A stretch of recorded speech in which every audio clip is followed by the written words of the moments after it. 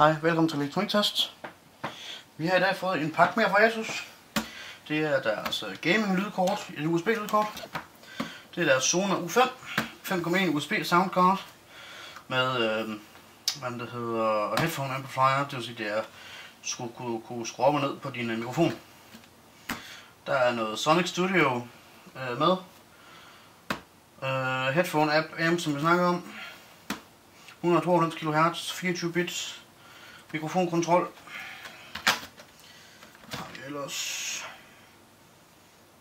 Der har vi en oversigt over, hvordan det kan sættes til. Sound Detail Boost. Og hvor meget det skulle kunne tage. Normal onboard lydkort skulle tage 90 dB. Det her det kan tage 104. I kassen skulle der være en Sonar U5, SPDIF adapter, en CD, en Quick Start Guide og et USB-kabel.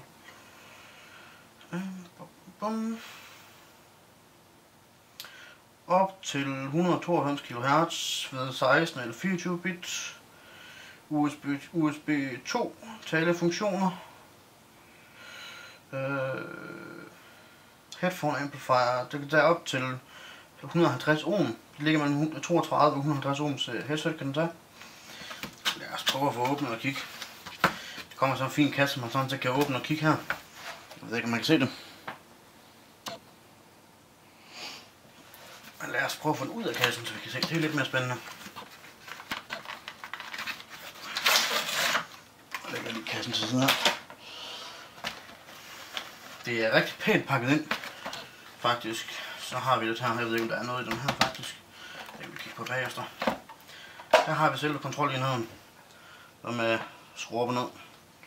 Og der er for mikrofonen, så vidt jeg kan forstå. Så har vi her en oversigt over den. Mikrofon, headset, front, center, baghøjttaler, SPDIF og en USB-indgang. Det er sådan en lille... Den er lidt større, end jeg havde regnet med, men den faktisk den er ikke sådan prangende i design eller noget, så det kan faktisk godt gå. Lad os se, hvad vi har tilbud her i.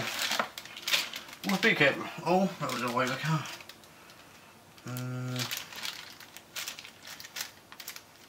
Det ved jeg faktisk ikke, hvad er.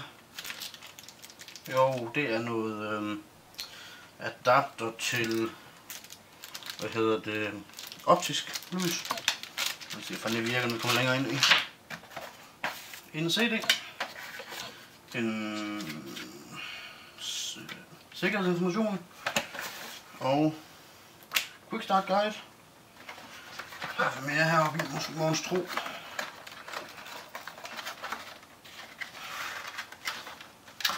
For man åbner det her.